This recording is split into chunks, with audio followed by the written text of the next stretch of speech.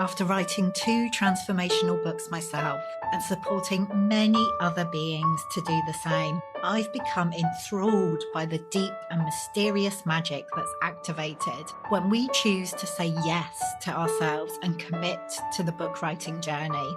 Of course, we want to inspire change and new perspectives in our readers, but the transformation that happens as an author, both throughout the writing process and by actually releasing your book into the world, is surprisingly potent. I know I've been blindsided in the most disruptive and delicious ways by some of the changes my books have brought into my life. Writing a book is like casting a spell. Although we can never be completely sure what's going to be unleashed during the process, we choose to do it anyway. This Unbound one is a heroic journey. Each book has the potential to be a magical portal, a doorway to a new world, both for you and your reader. Each book has a very specific medicine that it's here to share with us. And each book gives us the opportunity to alchemize the magnificent imperfection of our experience into gold. The truth is that anyone can write a book. We could all get a few thousand words down and put them together. But what fascinates me is what happens when we allow the book writing process to go deeper. When we say, fuck it, get naked and dive way down beneath the surface. Letting go of the shoulds and any need to be acceptable, sensible, or approved of.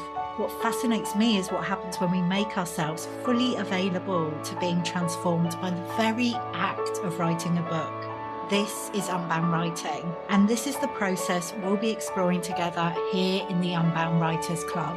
I'm Nicola, author and founder of the Unbound Press, and I help magical beings to write the transformational book they're really here to write at this time. I'm your guide here in the Unbound Writers Club, and the aim of this podcast is to help you to feel supported, encouraged, activated as you embark on your book writing journey.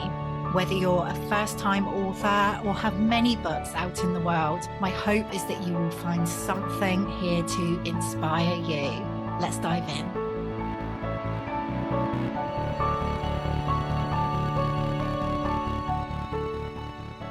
Hello and welcome to the Unbound Writers Club. Today I am joined by one of our newest authors at the Unbound Press, Michelle Minnikin, author of Good Girl Deprogramming, Unleash the Rebel Within. So if you know me at all, you know that I am, obviously all about living unbound, but I came to that through my own work and my own book, that healing, the inner good girl, like that part of us that wants to please others, fit in, get it right. And Michelle's book just blew me away. She talks about the fact that from our very first days on earth, we're taught what it means to be a good girl and that we better be good, like look good, be nice, stay quiet, take care of everyone else. And the really amazing thing that Michelle does in this book is she talks about kind of not just the conditioning, but how it's this like coercive control that we are subjected to that puts us into the good girl box. So, I mean, in the description, it says that the book, with ferocity, empathy, and just enough humor to prevent the idea of being brainwashed by the patriarchy too depressing, Michelle shares stories, facts, and actionable advice that empowers women to break free from our own programming and rediscover who we truly are. Yes, yes, yes. So, yeah, I loved having this conversation with Michelle. I'm so delighted that this gets to be part of the Unbound Press family of books. And let me introduce you to her now. So, Michelle, welcome to the Unbound Writers Club. Thank you ever so much for having me. It's really exciting. I'm excited for you to be here and really excited for this conversation because it just resonates so much with me. And I know it's going to for lots of the people listening. But I always begin these conversations with the same question, which is, what does it mean to you to be an unbound writer? You're going to make me cry. But in a happy, emotional way, not like oh my god, this is like the worst thing in the world. I know. So yes, I'm so glad I decided to come with you and your wonderful team, because it's just being able to have the freedom just to say what you wanted to say, with some very gentle nudges to keep you on the straight and narrow, but nothing that a traditional publisher would be like, ooh, you shouldn't talk about that in there. So yes, I think I've got such strong values around sort of freedom. Yeah. So that's what I found with you, and so much love. It's been almost like ridiculous how much love I've had from everybody I've dealt with. So it's just lovely. Oh, that's so good to hear. And like definitely the intention that each of our authors feels that kind of like love and holding and support through the process. And like you said, freedom is everything. Like that's so important to us as well. So yeah, I'm glad you experienced it in that way. So let's talk about Good Girl Deprogramming. And I guess my first question is, and I kind of like know what the answer will be, but I'm going to ask it anyway. I mean, why did you feel called to write this book? It almost felt accidental. I found I'd been on numerous sort of coaching programs myself, and my background is in sort of learning development, selection assessment. So humans is kind of fun for me. And I was happily muddling through my life until the age of about 40. It's like just taking 10 years off. I'll do that later. And somehow figured out that I had ADHD. Wasn't somehow. I met a lovely woman at the House of Lords of all places. And having spoken to her within seconds, I realized that I was the same. So having that ADHD diagnosis during pandemic, layers of trauma on top of trauma, and working with the most wonderful Karen Roundtree to help me kind of come to terms with that, because I was really angry about how I'd been treated and how not knowing this thing about me left me really vulnerable. And then I was invited to this conference, a women's conference called the Empowerment. It was a part of an L&D conference, and we had like an empowerment league. And I was like, oh, I'll do a talk. So I was just researching what I could do a talk on, and it was almost like, why are women? Why do we feel sometimes not empowered? And came across this taxonomy of coercive control, and it was almost like that bolt of lightning. It's like, wow. Did the talk, and then the idea just wouldn't go away. So who's I can't remember, Eat, Pray, Love lady who wrote a book. Elizabeth Gilbert. Yes, so she wrote a book about these like sparkles of inspiration that sort of won't leave you, and it was literally like that. And I fought against it because I have ADHD, but we got there in the end, kicking and screaming. Yeah, you did. I mean, I remember when we first connected, and then I would like keep checking in with you every now and again. It's like, yeah, how's it going? And here we are. Here we are. So talk some more about like coercive control. I mean, it's really funny. It's not funny. Obviously, coercive control is not funny. But this is a like a really, or what could be a really, really heavy subject. And my experience of reading your book is like you bring this kind of humor and lightness to it, which makes it really easier to kind of digest and like take on board. But talk a little bit more about how coercive control relates to kind of this idea of the good girl. Interesting. Literally, my first lecture at university, I was studying psychology, was about classical conditioning. So I'm sure everybody's heard of Pavlov's dogs. So the bell went and the dog salivated because they're expecting some food. And, it's like school dinner bell, depending on how nice your food was at school. And so I knew about this. I've known about this, like literally from the age of 18, studying psychology. So it was there, but it hadn't landed that we, from birth, are put into the you're a girl box, So girls should behave like this.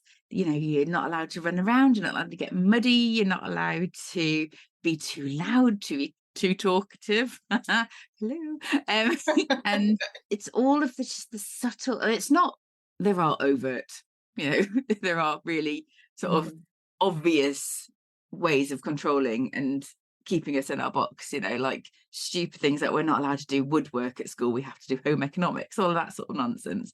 And we can't play football, we have to play hockey or netball, all of that sort of, you know, ridiculousness. But you know, the Lions have taught us otherwise.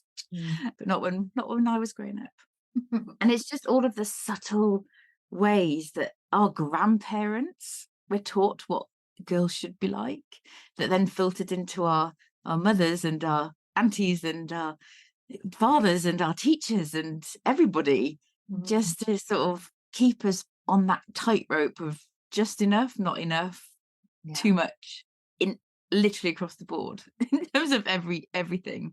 So it's almost that, are we behaving like we behave because this is how we are authentically, or is it because we've been like Pavlov's dogs trained this way?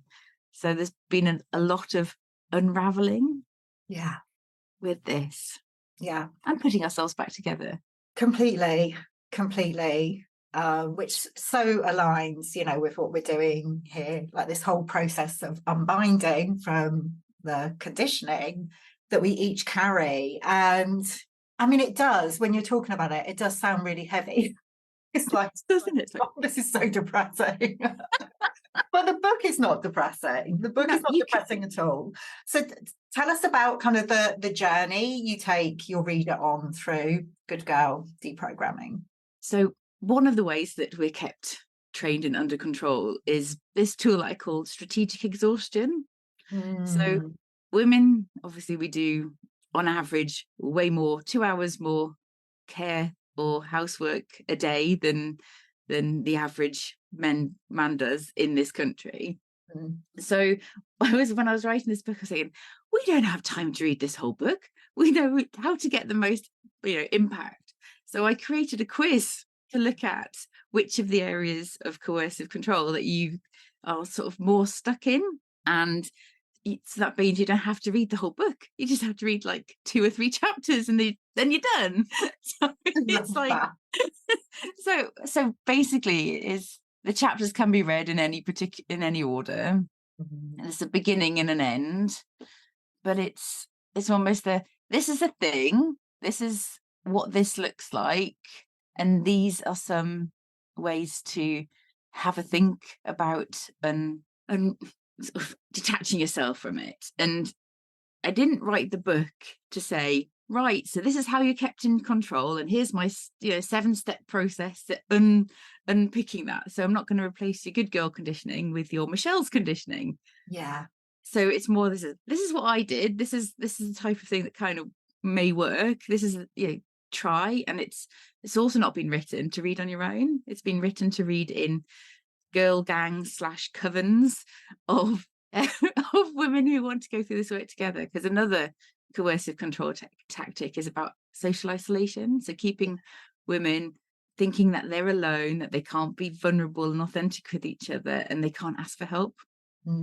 So doing this in community is 100% the number one key takeaway from the book. Yeah, absolutely. I love that so much, because so often I'm having conversations with women around what's coming up around their like book writing, like expressing themselves more fully.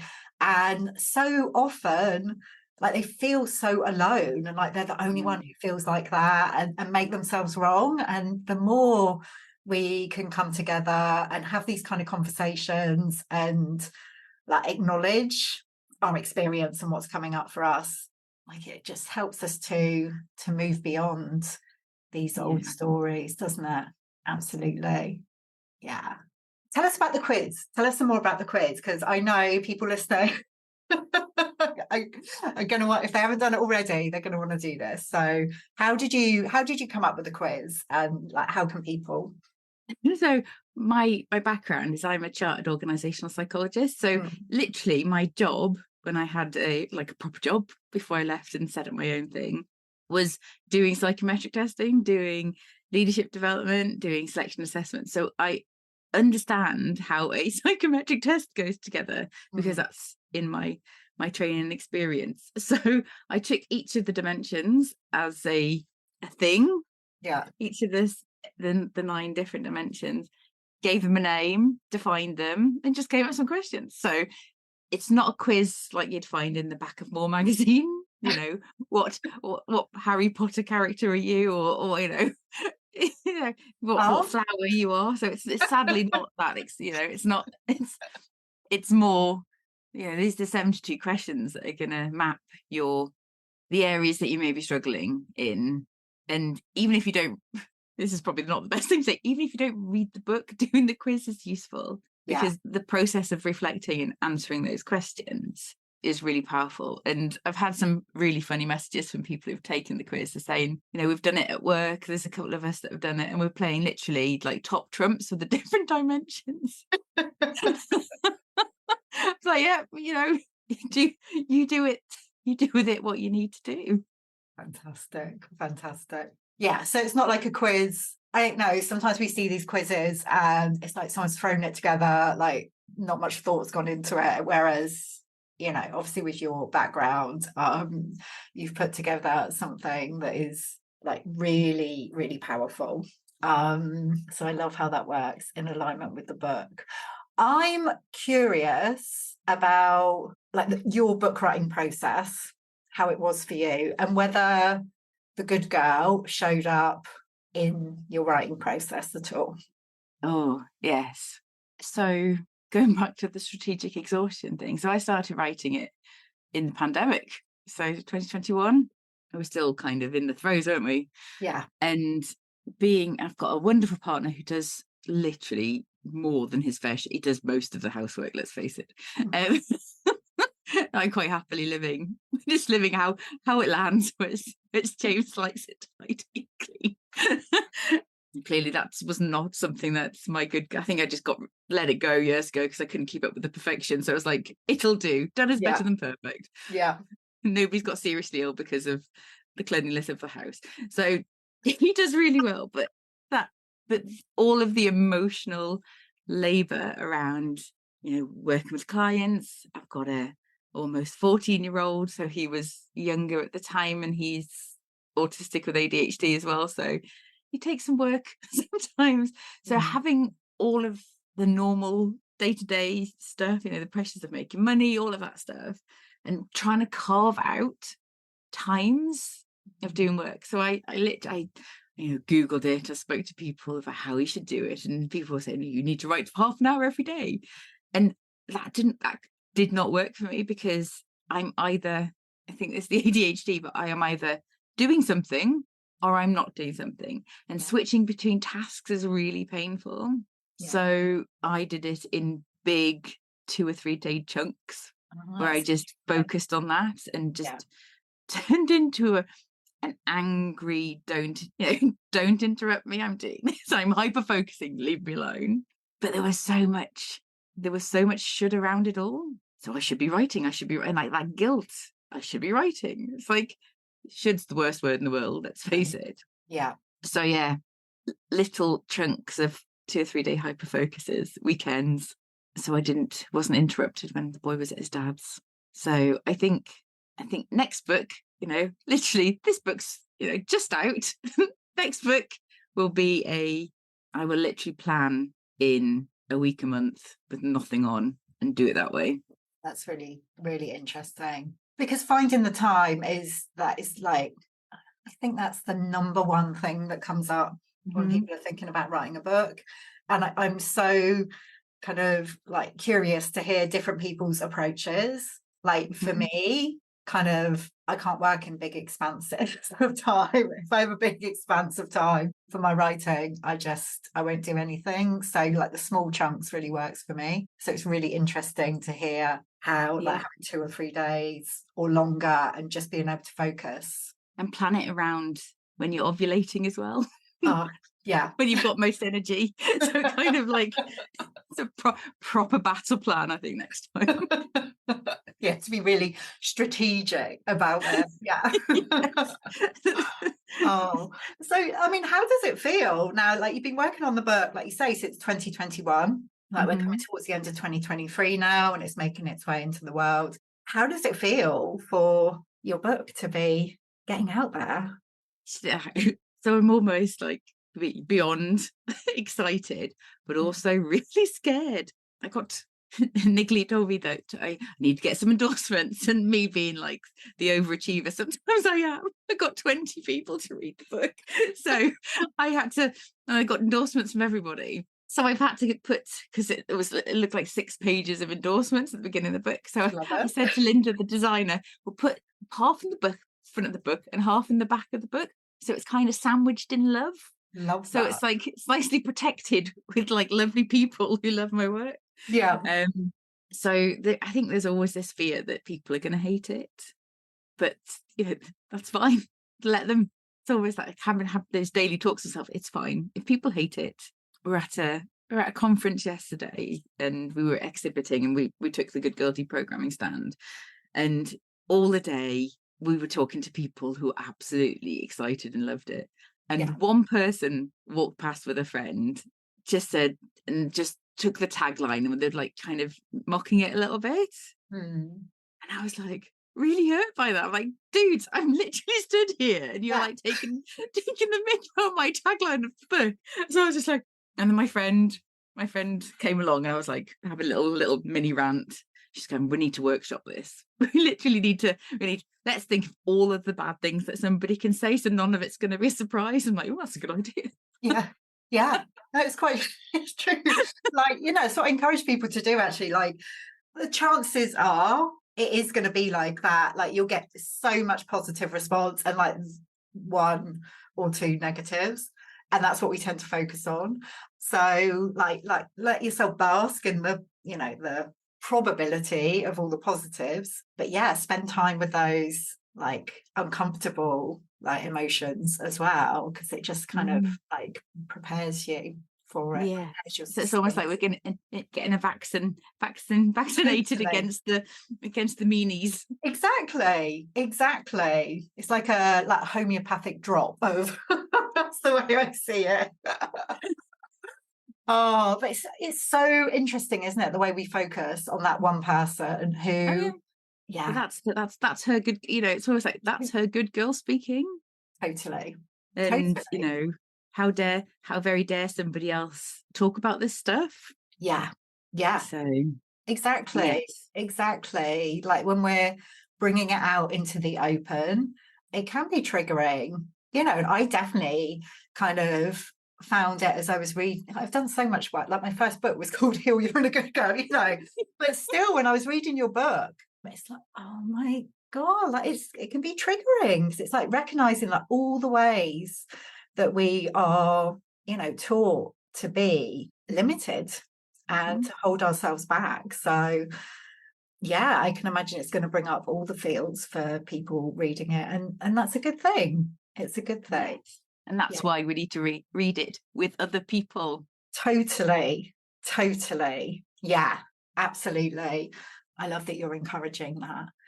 I want to talk a little bit before we finish. Like, I love the way that you've been building up to the book launch. And I know a lot of people listening to this, are authors themselves or aspiring authors. And I want to talk about like the pre-sale that you did for the book, because I really loved how you did that. So can you just tell us, yeah, what gave you that idea and how it went? Oh, so it was just Google and me are friends. So I was just Googling like how to sell a pre-sale, and I came across like a crowd-funded book Mhm. website thing. I can't remember what they're Yeah, called. And one of the sort of the gifts that they were offering was to have your name in the book. And I'm like, I love having my name in people's books. So one or two of my friends are written books, and I'm in it. It's brilliant. It's love it. And so yes, my favorite book, he asked me to write an endorsement. So I'm actually in my favorite book. And I was like, oh, everybody loves that. So I literally said, if you buy the book before this date, pre-order the book before this date, put your name in it. So I've got a whole page of my lovely supporters who pre-ordered, and then I gave them the option of having me sign it and put different messages in, so they tell me what the message was. So that's great. My dad because I jokingly call him Daddykins. he told me to put Daddykins in Helen, so I did. So Daddykins is in the book, which is hilarious. And then both my sisters was like, so I've got two sisters. She's like, to your favourite sister, and then the other was like, to your best sister. I'm like, well, that works. Oh, brilliant! So yeah, so I've got to so I think we sold about 150. So that was really surprising. Yeah, that's amazing. That's such a good idea. Yeah, such a great thing to do. Really love it. So yes, I've already told the child that he's going to be part of the packing. Oh yeah, forgot about that bit. Oh, but how amazing to be sending out like 150 copies of your book into the world, like before it's like even officially released. That's, yeah, really fantastic. So, Michelle, for those who are listening, I want to find out more about you and your work and obviously Good Girl Deprogramming. What's the best way for them to connect with you? So LinkedIn's my number one place, and my website. So Michelle Minnikin, it'll be in the show notes when to help spell the name. I was at a wedding last week, and on the seating plan I was called Michelle Mimkin, which I thought was adorable. It wasn't right. So MINNIKIN. If you Google, you'll find me, because there's a couple of us in the world, but I'm the only one that's written a book. So yeah, there you go. There you go. Fantastic. And we'll make sure that's in the show notes as well. Thank you so much for being here, having this conversation, and for writing this book. Like, I just know it's going to have such a huge impact, and I'm looking forward to having you back here in the Unbound Writers Club, maybe in a year or so's time, and talking about what the journey's been like now the book's out in the world. It's exciting. So thank you ever so much for being you and helping me midwife birth this book. So it's been fantastic experience. So thank you. You're welcome. What do you do when you want to write a book, but the usual approaches are leaving you feeling restricted, pressurized, not at all enough, and pretty dry, to be honest? You find another way, of course. And if you are listening to this, my free unconventional book writing guide is going to be perfect for you. It's designed especially for soul-led coaches, healers, and mentors who want to write a transformational book without spending hours on end chained to a desk. In it, I'm giving you my unique spin on the top 10 questions I hear from would-be authors, and it's going to help you liberate the way you write forever. Download your free copy of the guide now over at nicolahumber.com/10, the number 10, 10 -questions.